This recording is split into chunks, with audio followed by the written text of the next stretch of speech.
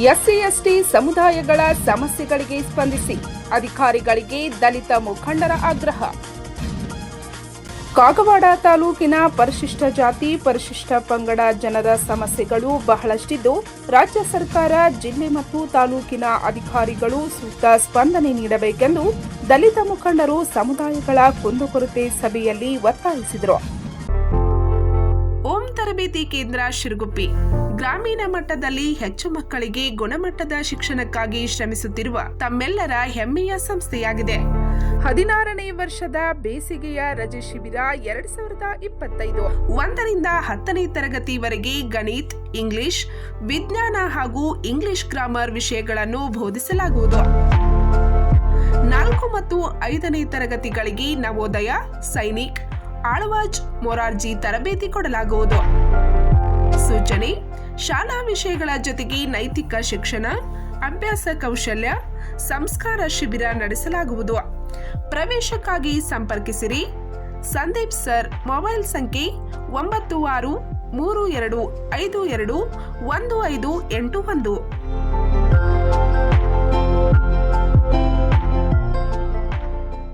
ಶುಕ್ರವಾರ ದಿನಾಂಕ 21ರಂದು ಕಾಗವಾಡ ಪಟ್ಟಣದ ಬಸವನಗರದ ಅಂಬೇಡ್ಕರ್ ಸಭಾಭವನದಲ್ಲಿ ನಡೆದ ತಾಲೂಕು ಮಟ್ಟದ ಅಧಿಕಾರಿಗಳ, ಚುನಾಯಿತ ಸದಸ್ಯರ, ಪರಿಶಿಷ್ಟ ಜಾತಿ ಪರಿಶಿಷ್ಟ ಪಂಗಡದ ಮುಖಂಡರ ಮತ್ತು ಸಮಾಜ ಬಾಂಧವರ ಕುಂದುಕೊರತೆ ಸಭೆಯಲ್ಲಿ ಅಧಿಕಾರಿಗಳನ್ನು ತರಾಟೆಗೆ ತೆಗೆದುಕೊಂಡ ದಲಿತ ಮುಖಂಡರು ಅಧಿಕಾರಿಗಳಿಂದ ಸೂಕ್ತ ಸ್ಪಂದನೆ ದೊರೆಯುತ್ತಿಲ್ಲವೆಂದು ಆಕ್ರೋಶ ಹೊರಹಾಕಿದ್ದಾರೆ.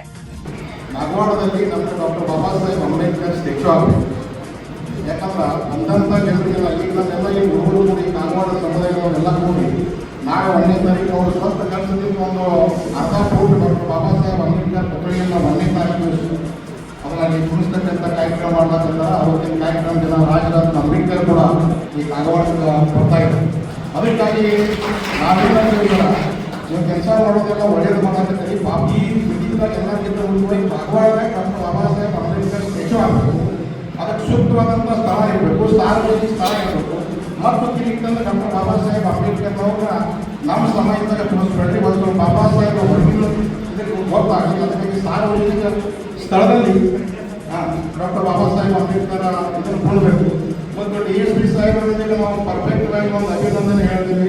ಮೊನ್ನೆ ನೀವು ಅನಂತಪುರದಲ್ಲಿ ಒಂದು SC ST ಒಂದು ಸಭೆಯನ್ನು ತಗೊಂಡು ಮರ್ದಿವಸ ಅಂದ್ರೆ ಒಂದು CCTV ಕೊಡಿಸ್ತಕ್ಕಂಥ ಕಾರ್ಯವನ್ನು ನಾವು ಮಾಡಿದಿರಿ. ಅದಕ್ಕಾಗಿ ಸಮಸ್ಯೆ ಎಲ್ಲ ನಮ್ಮ ತಾಲೂಕು ಸಮಸ್ಯೆಗಳನ್ನು ಅಭಿನಂದನೆ ಮಾಡ್ತೀವಿ.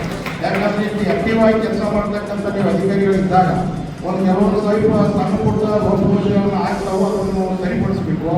ಮತ್ತು ಎರಡನೇದಾಗಿ ಸರ್ ಸರ್ ನಿಮಗೆ ನಾವು ಮತ್ತೊಂದು ಸಲ ಹೇಳ್ತೀವಿ, ಏನಂದ್ರೆ ಜನ ಬಾಬಾ ಸಾಹೇಬ್ ಸ್ಟ್ಯಾಚ್ಯೂ ಬಗ್ಗೆ ನೀವು ಲಕ್ಷ್ಯದಲ್ಲಿ ಇಟ್ಕೋಬೇಕು. ಯಾರ್ಯಾರು ರಾಜಕೀಯ ಮುಖಂಡರಿಗೆ ಭೇಟಿ ಆಗಬೇಕು, ಏನೇನು ಮಾಡಬೇಕು, ನಾವು ಕೂಡ ಎಲ್ಲ ಮಾಡ್ತೀವಿ. ಎಲ್ಲ ಈಗ ಅವರೆಲ್ಲ ಕೂಡಿ ಎಲ್ಲ ಕಾಗವಾಡದಲ್ಲಿ ಒಂದು ಕಮಿಟಿ ಮಾಡ್ತೇವೆ. ಕಾಗವಾಡ ಲೋಕಲ್ದವ್ರಿಗೆ ಅದು ಅವಶ್ಯಕತೆ ಐತಿ, ಅದು ಮಾಡಬೇಕಾಗಿತ್ತು. ಮತ್ತು ಸ್ಟ್ಯಾಚ್ಯೂ ಇಲ್ಲ ಅಂದರೆ ನಮ್ಮ ಕಾಗವಾಡ ತಾಲೂಕಾಗ ಎಲ್ಲೂ ಇಲ್ಲ. ಮತ್ತು ಜನ ಡಾಕ್ಟರ್ ಬಾಬಾ ಸಾಹೇಬ್ ಅಂಬೇಡ್ಕರ್ ನೋಡಿದ್ರೆ ಅವ್ರಿಗೆ ಸಮಾಧಾನ ಆಗಬೇಕು ಅಂತ ಒಂದು ಪುತ್ಥಳಿ ವ್ಯವಸ್ಥೆ ಮಾಡಬೇಕು. ಯಾವಾಗ ಸರ್ ನೋಡಿದ್ರು ಅಭಿನಂದನೆ ಮಾಡ್ತೀವಿ. 2 ತಿಂಗಳಲ್ಲಿ ನೀವು ರಿಟೈರ್ ಆಗೋದು. ಅದಕ್ಕಾಗಿ ನಮ್ಮ ದಲಿತ ಸಮಾಜದ ಪರವಾಗಿ ಭಾಳಷ್ಟು ಕೆಲಸ ಮಾಡಿದ್ದೀವಿ, ಕಳಕಳಿ ಕೊಡ್ತಿದ್ದೀವಿ. ಪ್ರತಿಯೊಬ್ಬರಿಗೆ ಲಕ್ಷ ಕೋಟಿ ಎಲ್ಲರನ್ನ ಸಂಭಾಷಣೆ ಬರ್ತಕ್ಕಂಥ ಪ್ರಾಮಾಣಿಕತೆಯನ್ನು ನಾವು ಮಾಡಿದ್ದೀವಿ. ನೀವು ಯಾರು ಇದ್ರು ನಮ್ಮ ಸಮಾಜದವರು ಇದ್ದಾಗ ನಮ್ಮ ಅರ್ಥವಿದ್ದಾಗ ಈ ಪ್ರಕಾರ ನೌಕರಿ ಮಾಡಿದ್ವಿ. ಅದಕ್ಕಾಗಿ ನೀವು ಕೂಡ 2 ತಿಂಗಳು ರಿಟೈರ್ ಆಗೋದ್ರಿ. ಅದಕ್ಕಿಂತ ಮೊದಲು ರಿಟೈರ್ ಒಂದು ಸಭೆ ಇದೆ. ಅದಕ್ಕಾಗಿ ಅದರ ಪರವಾಗಿ ನಿಮಗೆ ನೀವು ರಿಟೈರ್ ಒಳ್ಳೆಯದಾಗಿ ಈ 2 ತಿಂಗಳಾಗ ಯಾವ ಧಕ್ಕೆ ಬರಬಾರ್ದು ಅಂತಕ್ಕಂಥದ್ದು ಗೌತಮ ಬುದ್ಧರು ನಾವು ತಿಳ್ಕೊತೀವಿ ಎಲ್ಲರೂ. ಅದಕ್ಕಾಗಿ ಭಾಳ ಒಳ್ಳೆಯ ಕೆಲಸ ಮಾಡಿದ್ರಿ ಸರ್. ಮತ್ತೊಂದು ಸಲ ಹೇಳ್ತಾಯಿದ್ರು ನೀವು ಮತ್ತು ಇದನ್ನು ತರವಾಗಿ ನೀವು ಜಿಲ್ಲಾಧಿಕಾರಿಗಳು ಡಾಕ್ಟರ್ ಬಾಬಾ ಸಾಹೇಬ್ ಅಂಬೇಡ್ಕರ್ ಬಗ್ಗೆ ಮತ್ತು ಮಾನ್ಯ ಶಾಸಕರಿಗೆ ಮಾತಾಡ್ರಿ, ಜಿಲ್ಲಾ ಮಂತ್ರಿಗೆ ಮಾತಾಡ್ರಿ, ಸಂಬಂಧಪಟ್ಟ ಎಲ್ಲರಿಗೂ ಯಾರ್ಯಾರಿಗೆ ಮಾತಾಡ್ತಾರೆ ನಮಗೆ ಗೊತ್ತಿಲ್ಲ, ಮಾತಾಡಬೇಕು. ಮತ್ತು ಡಾಕ್ಟರ್ ಬಾಬಾ ಸಾಹೇಬ್ ಅಂಬೇಡ್ಕರ್ ನಿಜವಾಗಿ ಜೈ ಭೀಮ್. ತಾಲೂಕಾದಲ್ಲಿ ವಿಶೇಷವಾಗಿ ಈ ಕಾಗವಾಡ ತಾಲೂಕದಾಗ ಕಾನೂನು ಸುವ್ಯವಸ್ಥೆ ಲಾ ಅಂಡ್ ಆರ್ಡರ್ ಬಹಳ ಫೇಲ್ ಇದೆ. ನಾವು ಪೊಲೀಸ್ ಅಧಿಕಾರಿಗಳಲ್ಲಿ ಇದ್ದೀರಿ. ಯಾಕೆ ಈ ಮಾತು ಇಷ್ಟು ಗಟ್ಟಿಯಾಗಿ ಹೇಳ್ತೇನೆಂದ್ರೆ ಬೀಟ್ ವ್ಯವಸ್ಥೆ ಸರಿ ಇಲ್ಲ. ಕಾನೂನು ಚೌಕಟ್ಟಿನಲ್ಲಿ ದಲಿತರಿಗೆ ಮಾತ್ರ ಪನಿಷ್ ಮಾಡುವಂಥ ವ್ಯವಸ್ಥೆ ಆಗ್ತಾ ಐತಿ. 107 ಸುಮಾರು ಒಂದು 16-15 ಜನದ ಮೋಳಿದವ್ರನ್ನ ಮಾಡಿದರು. SC ಸಮುದಾಯದವ್ರು ಮಾತ್ರ. ಯಾಕೆ 107 ಮಾಡ್ತಾರು? ಕಾನೂನು ಸುವ್ಯವಸ್ಥೆ ಶಾಂತಿ ಭಂಗ ಮಾಡೋರ ಮೇಲೆ 107 ಮಾಡ್ತಾರೆ. ಯಾಕೆ ದಲಿತರು ಮಾತ್ರ ಮಾಡ್ತಾರ? ದಲಿತರನ್ನ ನೀವು ಟಾರ್ಗೆಟ್ ಮಾಡಿ ಆಡಳಿತ ಮಾಡ್ತಾ ಇದ್ರಿ. ಸ್ಟೇಷನ್ ಒಳಗಡೆ ಈ ತರ ವ್ಯವಸ್ಥೆ ಯಾಕೆ ಬರ್ತಾ ಇದೆ? ಯಾವ ಆದೇಶ ಮೇಲೆ ನೀವು ಈ ತರ ವ್ಯವಸ್ಥೆಯನ್ನು ಕೈಗೊಳ್ತಾರೆ? 1 or 7 ಯಾಕೆ ಆಯ್ತು? ಇನ್ನೂವರೆಗೆ ಸ್ಪಷ್ಟೀಕರಣ ಇಲ್ಲ. ನಾನು ಮೊನ್ನೆ ಡಿವೈಎಸ್ಪಿ ಸಾಹೇಬ್ರನ್ನ, ಸಿಪಿಐ ಸಾಹೇಬ್ರನ್ನ SP ಸಭೆಯಲ್ಲಿ ಹೇಳಿದ್ದೀನಿ. ನಾನು ವಿದ್ಯಾರ್ಥಿಗಳನ್ನು ಒಳಗೊಂಡಂತೆ ಸೇರ್ಪಡೆ ಮಾಡಿದಿರಿ, ಅಲ್ಲಿ ತಪ್ಪಾಗೈತಿ, ಅದ್ರ ಬಗ್ಗೆ ಪರಾಮರ್ಶೆ ಆಗಲಿ, ಅಲ್ಲಿ ವಿದ್ಯಾರ್ಥಿಗಳನ್ನ ಕೈ ಬಿಡಿ ಅಂತ ಹೇಳಿದ್ರಿ. ಬಟ್ ಇಲ್ಲಿವರೆಗೂ ಯಾರು ಕೂಡ ಕೈ ಬಿಟ್ಟಿಲ್ಲ. ಯಾಕೆ ಈ ತರ ಅಸಡ್ಡೆ ಭಾವನೆ? ದಲಿತರನ್ನ ನೀವು ಯಾವ ಎರಡನೇ ಪ್ರಜೆ ತರ ನೋಡ್ತಾ ಇದ್ರು ಏನೋ ಅನ್ನೋದು ಅನುಮಾನ ಕಾಡ್ತಾ ಇತ್ತು. ಆಮೇಲೆ ಸಾಹೇಬ್ರೇನೋ ಹೇಳಿದ್ರು 2004ರಿಂದ ಇಲ್ಲಿವರೆಗೂ ಸುಮಾರು 21 ವರ್ಷಗಳ ಕಾಲ ಪ್ರವಾಹ ಪೀಡಿತ ಪ್ರದೇಶಗಳಲ್ಲಿ ಅತಿ ಹೆಚ್ಚು ಶೋಷಣೆಗೊಳಗಾದವರು, ವಿಶೇಷವಾಗಿ ಶೋಷಿತ ಸಮುದಾಯಗಳಲ್ಲಿ ಅತ್ಯಂತ ಶೋಷಣೆಗೊಳಗಾಗೋರು SC ST ಸಮುದಾಯದವರು. 25 ವರ್ಷ ಆಯ್ತು, ಇನ್ನೂ ಅವ್ರು ಶಾಶ್ವತ ಪರಿಹಾರ ಕಲ್ಪಿಸ್ಕೊಡಕ್ಕಾಗಲ್ಲ.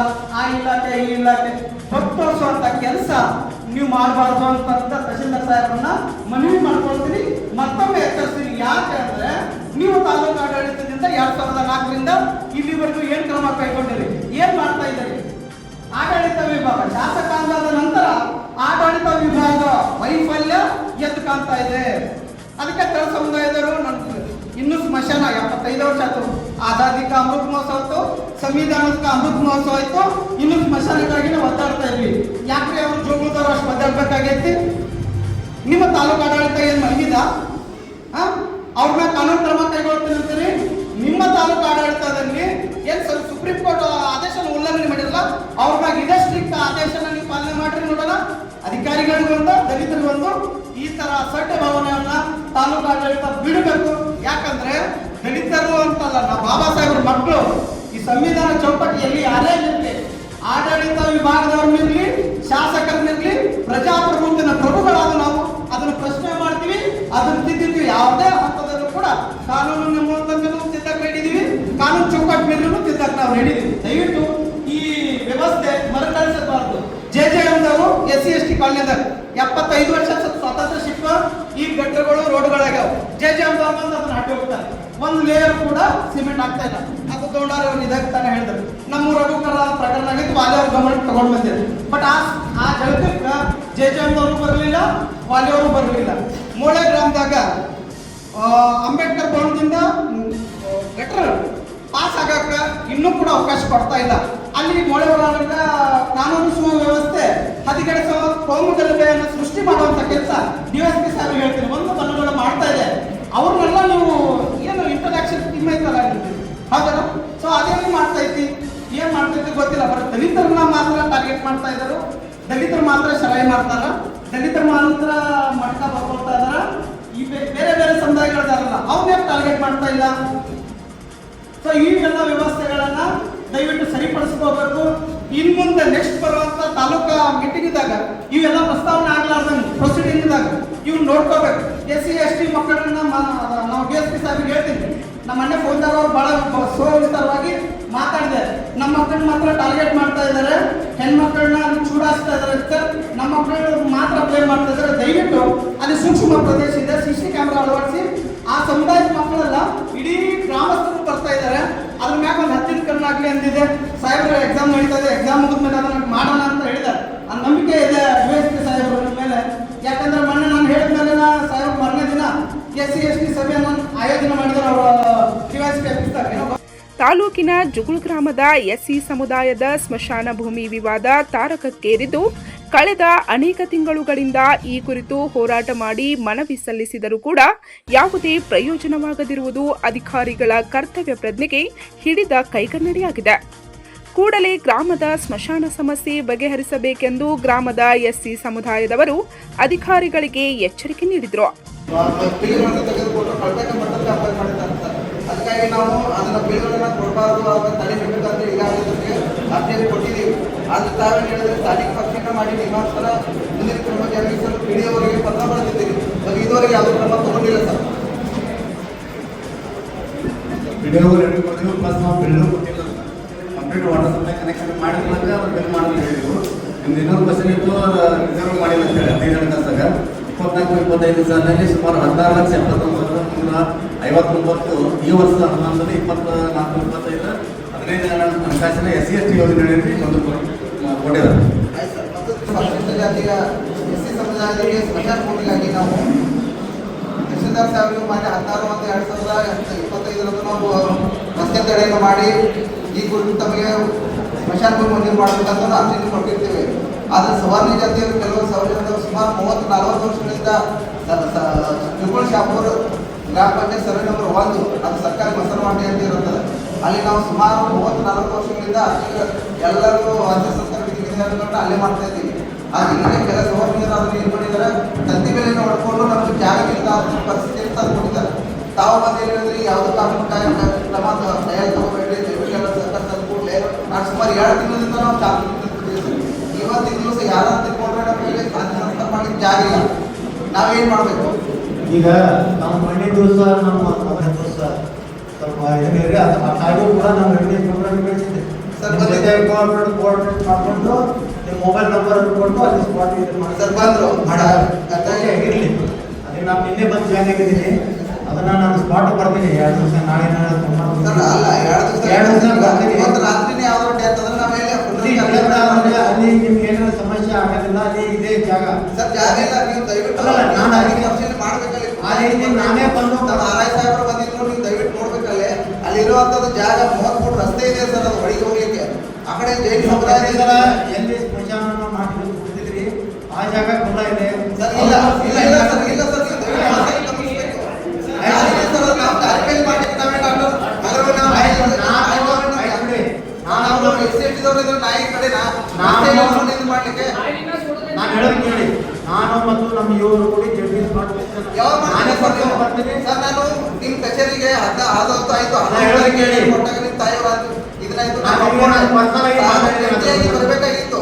ನೀವಿಂದ ನಿಂತು ಅನ್ನೋ ಸ್ಥಿತಿಯಲ್ಲಿ ನಮ್ಮ ಯುವ ಸಾಹೇಬರು ಬರ್ಬೇಕು. ಇಲ್ಲ, ನಾನು ನಮ್ಮ ಅನುಪಸ್ಥಿತಿ ಇದ್ರು ಕೂಡ ನಮ್ಮ ಸರ್ ನೀವು ಒಂದು ಜಿಲ್ಲಾ ಮಟ್ಟದ ಪ್ರಜಾಪ್ರತಿ ಅಭಿವೃದ್ಧಿ ಸಮಿತಿಯ ಸದಸ್ಯರಾದ ಈಗ ಜವಾಬ್ದಾರಿ ಸಾಮಾನ್ಯ ಮೂಲಭೂತ ಆಯ್ತು. ನಾನು ತೆರವು ಮಾಡುವಂತ ವ್ಯವಸ್ಥೆ ಇರ್ಬೋದು, ಅದನ್ನ ಮಾಡುವಂತ ವ್ಯವಸ್ಥೆ ಒಂದ್ ಕಡೆ ಮಾಡೋಣ. ಎರಡನೇ ವಿಷಯ ಏನಪ್ಪಾ ಅಂದ್ರೆ ಜೀವನದಲ್ಲಿ 1 ಎಕರೆ ಲ್ಯಾಂಡ್ ಅನ್ನ ನೋಡಿದೀವಿ. ಸರ್ ಈಗ ನೋಡ್ತಾ ಇದ್ದೀರಿ ನೀವು 2 ವರ್ಷದಿಂದ ನಾವು ಸ್ಪೆಷಲ್ ಭೂಮಿಗೆ ಜಾಗ ನೋಡ್ತೀವಿ ಅಂತ ಹೇಳಿ ಊರು ಬಿಟ್ಟು 5 ಕಿಲೋಮೀಟರ್ ಕೊಡ್ತಾ ಇದ್ದೀವಿ ಸರ್. 5 ಕಿಲೋಮೀಟರ್ ಅಲ್ಲ, ನಾವು ಅಲ್ಲಿ ಮಾಡ್ಬೇಕಾದ್ರೆ ನಾವು ಹೇಗೆ ತಗೊಂಡು ಹೋಗ್ಬೇಕು? ಸರ್ 60 ವರ್ಷ ಆಯ್ತು ನಾವು ಮಶಾನ ಭೂಮಿನ ಹುಡುಕಿಯಾಗಿ ಗೌರ್ಮೆಂಟ್ ನಮಗೆ ಅಲ್ಲ ಈಗ ಈಗ ಸರ್ವೆ ನಂಬರ್ 1 ಇರೋದು ಸರ್ಕಾರಿ ಮಶಾನ ವಾಟಿ ಇರುವಾಗ ನೀವು ಅದನ್ನೇ ಗುರುತಿಸಬಾರ್ದು. ಅಲ್ಲಲ್ಲ, ಈ ಕಡೆ ಸರ್ಕಾರ ದುಡ್ಡನ್ನು ಯಾಕೆ ವ್ಯಾಪಕ ಮಾಡ್ತೀರಿ? ಅಲ್ಲ ನೀವು ನಾನು ಅಲ್ಲಿ ಯಾವುದೇ ಶಾಲಾ ಕಾಲೇಜುಗಳಿಲ್ಲ, ಯಾವುದೇ ಜನವಸತಿಗಳಿರುವಂತ ಪ್ರದೇಶ ಇಲ್ಲ. ಸ್ಮಶಾನ ಭೂಮಿಗೆ ಬೇಕಾಗುವಂತ ಅನುಕೂಲವಾಗುವಂತ ಸೂಕ್ತವಾದ ಸ್ಥಳ ಇರುವಾಗ ಸ್ಮಶಾನ ಭೂಮಿ ಊರಿಗೆ ಅವಶ್ಯಕತೆ ಇಲ್ಲ ಅಂದ್ರೆ ಅದನ್ನ ಪ್ರಪೋಸಲ್ ಬಿಡೋಣ. ನಾನು ಸ್ವತಃ ಬಂದು ಸ್ಪಾಟ್ ಇನ್ಸ್ಪೆಕ್ಷನ್ ಮಾಡಿ ಅದೇ ನಿಮಗೆ ಜಾಗ ಇರಬೇಕಾಗಿದೆ ಅದನ್ನ ಕೇಳೋದು. 18 ಗುಂಟೆ ಜಾಗ ಇದೆ ಸರ್, ದಯವಿಟ್ಟು ತಾವು ಗಮನಿಸಬೇಕು. 10 ಗುಂಟೆ ಜಾಗ ಸರ್ವೆ ಮಾಡಿ ಕೇವಲ 10 ಗುಂಟೆ ಜಾಗನ ಕೇಳ್ತಾ ಇದ್ದೀವಿ. 10 ಗುಂಟೆ ಜಾಗ ಮಾತ್ರ ಕೇಳ್ತಾ ಇದ್ದೀವಿ. ಅಲ್ಲಿ 2 ಗುಂಟೆ ನಾನು ಹೇಳೋದು ಕೇಳಿ. 18 ಗುಂಟೆ ಜಾಗ ಈಗ ಸರ್ಕಾರದ ನಿಯಮಾವಳಿ ಪ್ರಕಾರ ಯಾವುದೇ ವೈಯಕ್ತಿಕವಾಗಿ ಯಾವುದೇ ಜಾತಿಗೆ ಸಪರೇಟ್ ಆಗಿ ನೋಡ್ಲಿಕ್ಕೆ ಅವಕಾಶ ಇಲ್ಲ. ನಾವು ಕೊಡೋದು ಎಲ್ಲ ಸಾರ್ವಜನಿಕ ಸ್ಮಶಾನ ಅಂತಾನೆ ಕೊಡ್ತೇವೆ. ಈಗಾಗಲೇ ಕೆಲವೊಂದು ಕಡೆ ನಾವು ಏನೇನು ಕೊಟ್ಟಿದ್ದೀವಿ, ಮುಗಾರ್ ಇರ್ಬೋದು, ಮುಖಾಂತರ ಇರ್ಬೋದು, ಯಾವುದೋ ಜಾತಿ ಮೇಲೆ ಕೊಟ್ಟಿಲ್ಲ. ಅದೇ ರೀತಿನೇ ಇದು ಇದೆ, ಯಾವುದೋ ಜಾತಿ ಇಲ್ಲ. ನಿಮ್ಮ ಪಂಚಾಯತಿ ಒಳಗಡೆ ಏನೋ ಒಂದು ಹಿಂದೂ ಟರವಾಗಿ ಏನೋ ಮಾಡಿದ್ದಾರೆ, ಅದು ನೀವು ಮಾಡಿದ್ದು, ನಾನು ಮಾಡಿದ್ದಲ್ಲ. ಆಯ್ತು, ಅದೇನೇ ಇದ್ರು ಕೂಡ ನಿಮ್ಮ ಗ್ರಾಮ ಪಂಚಾಯತಿ ಉಪಾಧ್ಯಕ್ಷರು ಅವರೇ ಇದ್ದಾರೆ, ಅವರೇ ಸರ್ ಇಂತ ದಯವಿಟ್ಟು ನೋಡ್ಬೇಕಲ್ಲ. ನಾನು ಕೊಟ್ಟಂತ ಏನಿದೆ ನನ್ನ ಕಡೆ ಕೊಟ್ಟಿದ್ದಾರೆ. ನಾನು ಬೇಕಿದೆ ಸರ್, ಅದು ಯಾವುದು ಖರಾಬ್ ಇಲ್ಲ, ಏನೂ ಇಲ್ಲ, ಅದಕ್ಕೆ ಯಾವುದು ನಂಬರ್ ಇಲ್ಲ. ಪಂಚಾಯತಿ ಒಳಗೆ ಮಾಡಿದವರು ಯಾರು? ಪಂಚಾಯತಿ ಒಳಗಡೆ ಮಾಡಿದವರು ಯಾರು? ನಾವು ಪಂಚಾಯತಿ ಹತ್ರನೇ ಹೋಗಿದ್ದು ಆರ್ಥಿಕ ಸಂಸ್ಥಾನ ಮಾಡ್ಕೋಬೇಕಾಗ್ತದೆ. ದಯವಿಟ್ಟು ಇದನ್ನ ಸೀರಿಯಸ್ ಆಗಿ ಇದು ಮಾಡಿ. ನಮ್ಮ ಯುವ ಇದ್ದಾರೆ, ಆ ಪಟ್ಟಣ ಪಂಚಾಯತಿ ಪಿ ಡಿ ಅವರಿಗೆ ಮತ್ತು ನಿಮ್ಮ ಉಪಾಧ್ಯಕ್ಷ ನಿಮ್ಮ ಬಾಜು ಕೆಟ್ಟವರು ಅವ್ರ ಜವಾಬ್ದಾರಿ ಇದ್ದಾರೆ.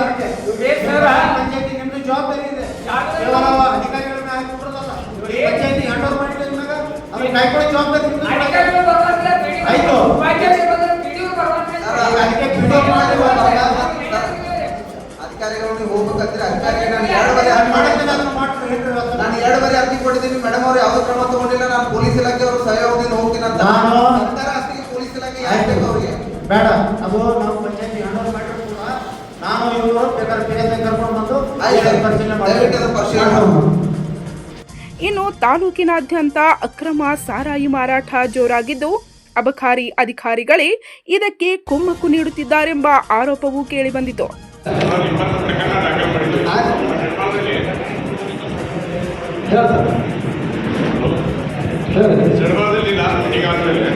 ಸರ್ ನಾನು ಹಂಗಂದ್ರೆ ನೀವು ಬರ್ತೀರಿ ಹೋಗ್ತೀರಿ ಅದು ಸೆಕ್ರೆಟ್ರಿ ಬಟ್ ನೀವು ಕಾಂಟ್ಯಾಕ್ಟ್ ಮಾಡಿಲ್ಲ ಆಗ್ತಾ ಇರ್ತದೆ ಇಲ್ಲ ಸರ್ ನೀವು ಅದ ನೋಡ್ರಿ ನಾನು ಹೇಳ್ತೇನೆ ಸರ್ ನಾನು ಮುಖ್ಯ ಸಲ ನಿಮ್ಗೆ ಫೋನ್ ಹಚ್ತೇನೆ ಮತ್ತೆ ಬರೀ ಫೋನ್ ಹಚ್ತೇನೆ ನಾವು ಕಚ್ಚಿದ್ರೆ ನೀವು ಕೇಳ್ಬೇಕಾರೆ ನಾವು ಫೋನ್ ಹಚ್ತೇನೆ ಮುಖ್ಯ ಸಲ ಫೋನ್ ಹಚ್ತೇನೆ ಕಾಂಟ್ಯಾಕ್ಟ್ ಆಗೋದ್ರಿ ಅದ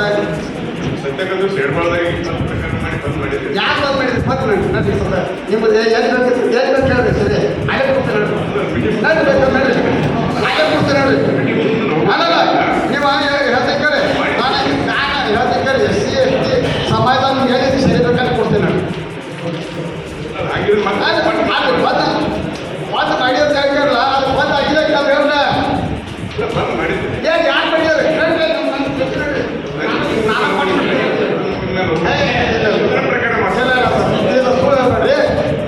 ಸುಳ್ಳು ಹೇಳ್ಬೇಡ್ರಿ ಈಗ ಹೇಳ್ತಾರೆ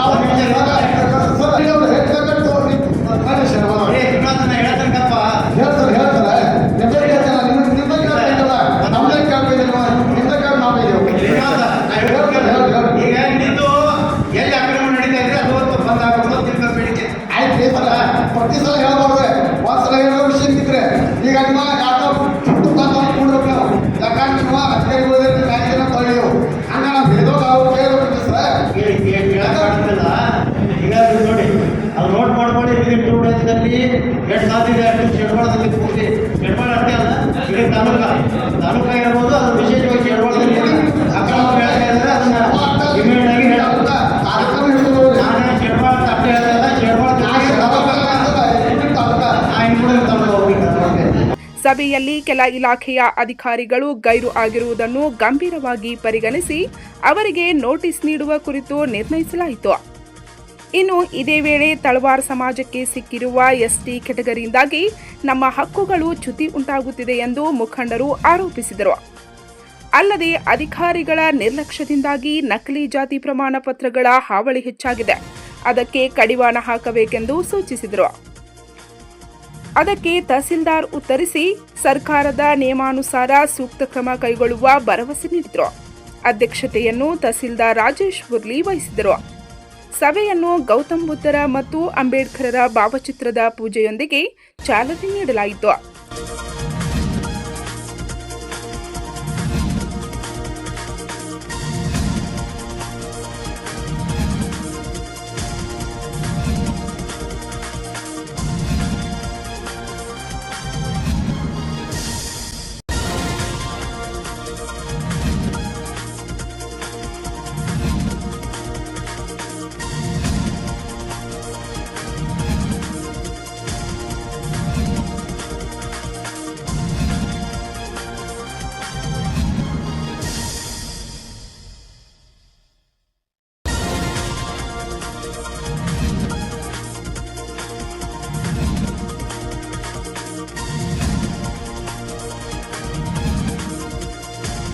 ಸಭೆಯಲ್ಲಿ ಸಮಾಜ ಕಲ್ಯಾಣ ಇಲಾಖೆಯ ಅಧಿಕಾರಿ Basavaraj Yadavad, DSP Prashant Munnoli, CPI Santosh Hallur, taluka panchayat AO Veeranna Wali, BEO MR Munji, ಉಪ ತಹಸೀಲ್ದಾರ್ ರಶ್ಮಿ ಜಕಾತಿ, ಟಿಎಚ್ಒ ಡಾಕ್ಟರ್ ಬಸ್ಗೌಡ ಕಾಗೆ, ಅಣ್ಣಾಸಾಬ್ ಕೋರೆ, ಅಬಕಾರಿ ಇಲಾಖೆಯ ಮಹಾಂತೇಶ್ ಬಂಡಗಾರ್, ಪಶು ಇಲಾಖೆಯ ಜ್ಞಾನೇಶ್ವರ್ ಕಾಂಬ್ಳೆ, ಬಿಸಿಯೂಟದ ಅಧಿಕಾರಿ ಮಲ್ಲಿಕಾರ್ಜುನ್ ನಾಮದಾರ್, ಹೆಸ್ಕಾಂ ಎಇಇ ದುರ್ಯೋಧನ್ ಮಾಳಿ, ಅರಣ್ಯ ಇಲಾಖೆಯ ರಾಕೇಶ್ ಅರ್ಜುನ್ವಾಡ್, ಆಹಾರ ಇಲಾಖೆಯ ಸಂಗಮೇಶ್ ಬಾಗೇವಾಡಿ, ಕೃಷಿ ಇಲಾಖೆಯ ಕಾಂತಿನಾಥ್ ಬಿರಾದಾರ್, ಕಾಗವಾಡ ಪಟ್ಟಣ ಪಂಚಾಯಿತಿ ಮುಖ್ಯಾಧಿಕಾರಿ ಕೆಕೆ ಗಾವಡೆ, ಸಿಡಿಪಿಒ ಮೇಲ್ವಿಚಾರಕಿ ಸುಜಾತಾ ಪಾಟೀಲ್ ಸೇರಿದಂತೆ ಎಲ್ಲ ಇಲಾಖೆಯ ಅಧಿಕಾರಿಗಳು ಮತ್ತು ದಲಿತ ಮುಖಂಡರಾದ ಸಂಜಯ್ ತಳವಳ್ಕರ್, ವಿವೇಕ್ ಕರಪೆ, ವಿದ್ಯಾಧರ್ ದೊಂಡಾರೆ, ಪ್ರಕಾಶ್ ದೊಂಡಾರೆ, ಉಮೇಶ್ ಮನೋಜ್, ರಮೇಶ್ ನಾಯಿಕ್, ಮಹಾದೇವ್ ಕಾಂಬ್ಳೆ, ಪ್ರತಾಪ್ ಕಾಂಬ್ಳೆ, ಹೇಮಂತ್ ಹಿರೇಮನಿ, ರಾಜು ಹಿರೇಮನಿ, ಪ್ರಮೋದ್ ಕಾಂಬ್ಳೆ, ಗೋಪಾಲ್ ಕಾಂಬ್ಳೆ, ರಾಹುಲ್ ಕಾಂಬ್ಳೆ, ರವಿ ಕುರ್ಣಿ, ಬಾಳಾಸಾಬ್ ಕಾಂಬ್ಳೆ ಸೇರಿದಂತೆ ತಾಲೂಕಿನ ಎಲ್ಲ ಗ್ರಾಮಗಳ ದಲಿತ ಮುಖಂಡರು ಉಪಸ್ಥಿತರಿದ್ದರು.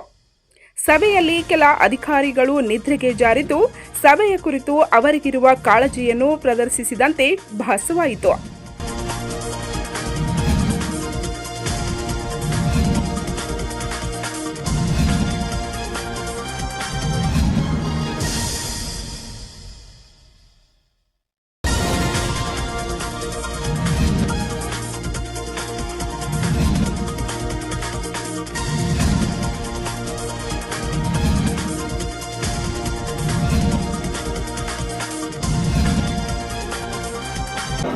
ಈಗ ನಾವು ಒಂದು ಮೊನ್ನೆ ಅಕ್ರಮದ ಬಗ್ಗೆ ಒಂದು ಸುದ್ದಿ ಮಾಡಿದ್ವಿ ಸರ್.